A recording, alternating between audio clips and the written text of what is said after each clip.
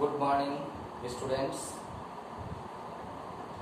आज मैं आप लोगों को विषय गणित पढ़ाने जा रहा हूँ, जिसमें उप विषय है वास्तविक संख्याएं। वास्तविक संख्याओं के विषय में जानकारी से पहले मैं कुछ थोड़ा आप लोगों को और बातें बताना चाहूँगा,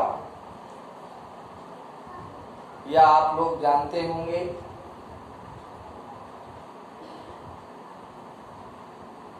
छोटी कक्षाओं में या पिछली कक्षाओं में हमने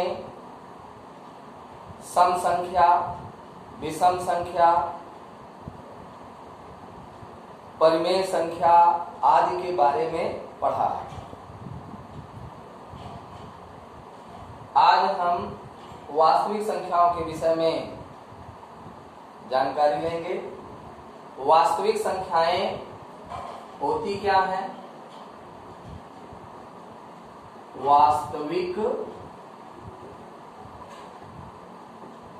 संख्याएं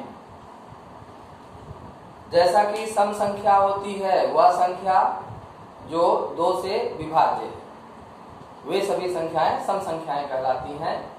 जैसे 2, 4, 6, 8, 10, 12 एक एक के अंतर में ये संख्याएं आती हैं, और ये सभी संख्याएं 2 से विभाज्य हैं। और 2 से विभाज्यता के लिए नियम है, यदि इकाई किसी भी संख्या के इकाई में 2, 4, 6, 8 या 0 इनमें से कोई अंक आ जाए तो वो संख्याएं होती हैं सम संख्याएं। अब विषम संख्याएं क्या है? विषम संख्याएं वे संख्याएं हैं जो 2 से विभाज्य ना हो, अर्थात 1, 3, 5, 7, 9, 11 इस तरह से एक एक के अंतर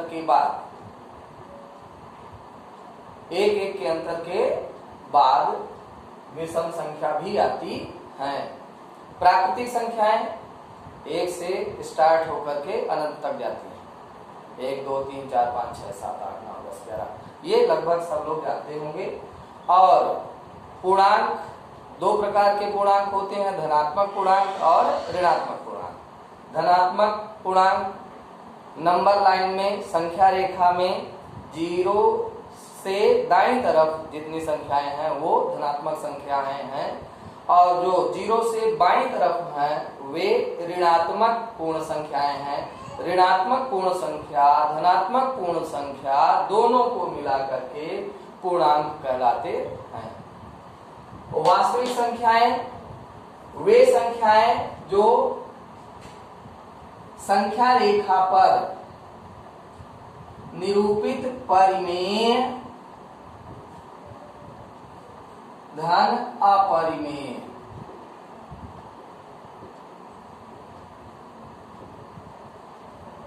संख्याएं होती हैं वास्तविक संख्याएं।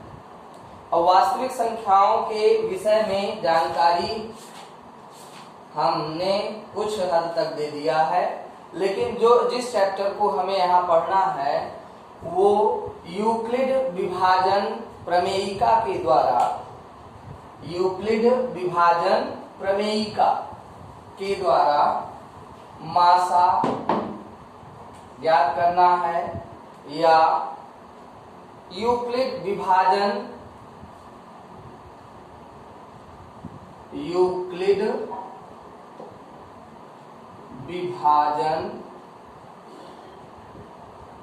प्रमेयिका।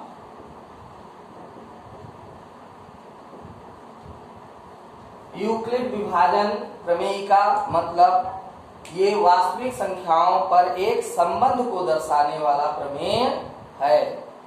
तो वास्तविक संख्याओं में एक रिलेशनशिप, संबंध को प्रदर्शित करने वाला ये विभाजन प्रमेयिका है, जिसमें विभाजन शब्द भी है। विभाजन यानी भाग, और यूक्लिड ये एक मैथमेटिशियन यानी गणितज्ञ का नाम है, उन्होंने ही इस संबंध को स्थापित किया था, जिसके द्वारा उस संबंध, उस प्रमेय को यूक्लिड विभाजन प्रमेयिका कहते हैं। अब यूक्लिड विभाजन प्रमेयिका को अच्छी तरह से समझने के लिए मैं एक एग्जाम्पल आप लोगों को देता हूं, उदाहरण के लिए यदि हम कोई संख्या जैसे कि 45 है, इस 45 को भाग देते हैं 16 से, तो 16 से इस 45 को भाग करेंगे और यहां भागफल आएगा। तो 16 का पहाड़ा पढ़िए कि 45 से अधिक ना हो, तो 16 दूनी 32, 16 तिया 48, 3 बार में अधिक हो जाता है। अतः 16 दूनी 32 2 बार में ये विभाज्य है और पूरी तरह से पूर्ण विभाज्य नहीं है। यहाँ पर हम शेषफल भी प्राप्त कर रहे हैं, तो शेषफल हमारे पास कितना आ गया है? 13। अब यदि छोटी कक्षाओं में पढ़ाया गया होगा तो यहाँ पर भाजक क्या होता है? भाजक, अर्थात 16 इस संख्या के लिए, यहाँ के लिए 16 क्या है? भाजक है, और मध्य में यहाँ पर होती है संख्या भाज्य, तो ये 45 भाज्य है। और ये जो 2 है, इधर जो प्राप्त हुई संख्या है ये है भागफल, और यहाँ जो शेष बचा है इसको हम शेष फल कहते हैं। इन्हीं में एक विशेष प्रकार का संबंध, यानी भाजक, भाज्य, भागफल, शेषफल, इनमें एक विशेष प्रकार का संबंध स्थापित किया गया है यूक्लिड के द्वारा, जिसे हम कहते हैं यूक्लिड विभाजन प्रमेयिका। अब यूक्लिड ने हमें यहाँ पर बताया क्या है? यहाँ पर उन्होंने यही दर्शाया है कि भाज्य अर्थात ये संख्या जिसमें भाग किया गया है, भाग दिया गया है, जिसके द्वारा भाग दिया गया है, इसको भाजक कहते हैं। तो भाज्य बराबर होता है भाजक गुणे भागफल धन शेष फल। अर्थात यह जो संबंध स्थापित किया गया है, यह संबंध इसके द्वारा दिया गया है, यूक्लिड गणितज्ञ के द्वारा, इसलिए इस संबंध को हम कहते हैं यूक्लिड विभाजन प्रमेयिका। अब पुनः एक बार यदि यहाँ पर सांकेतिक भाषा में देखा जाए तो भाजक के लिए यदि हम B का यूज कर लें, अल्फाबेट B, और भाज्य के लिए यहाँ पर A का यूज कर लें, कोई पूर्णांक A है, और भागफल के लिए Q का यूज कर लें, उपयोग कर लें, और शेषफल के लिए R का यूज कर ले। अर्थात यहाँ पर हम अब दूसरे शब्दों में कह सकते हैं भाजक हमारे पास क्या है? B। भाज्य क्या है? A। भागफल कितना है? Q। और शेषफल कितना है? शेषफल है R। तो यूक्लिड विभाजन प्रमेयिका को हम इस तरह से लिख सकते हैं, भाज्य, इसका मतलब है A, लेफ्ट साइड में बीच में इक्वल का सिंबल, फिर इसके बाद भाजक B और फिर भागफल Q प्लस R। ये है संबंध यूक्लिड विभाजन प्रमेयिका। तो जहां तक है सबको यूक्लिड विभाजन प्रमेयिका की विस्तृत जानकारी प्राप्त हो गई होगी। अब हम इससे संबंधित प्रश्नों को हल करने की कोशिश करेंगे जिसमें हम मासा ज्ञात करेंगे, दी गई संख्या का मासा। यूक्लिड विभाजन प्रमेयिका द्वारा दी गई संख्याओं का मासा यानी HCF ज्ञात करेंगे। अब इसे ज्ञात करने के लिए हम पुनः अब एक उदाहरण पर आते हैं, एग्जाम्पल पर। जैसे कि मान लो हमारे पास संख्या है 140 और 310। हमें 140 और 310 का मासा ज्ञात करना है। और यदि हम यहाँ मासा ज्ञात करना चाहते हैं तो यूक्लिड विभाजन प्रमेयिका के द्वारा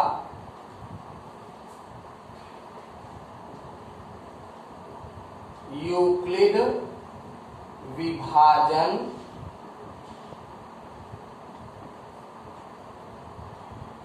प्रमेयिका द्वारा A equal B Q plus R, इस संबंध से पुनः यहां पर एक भाग विधि नियम का यूज करें। मासा ज्ञात करने के लिए भाग विधि, तो 140 से भाग देते हैं 310 में।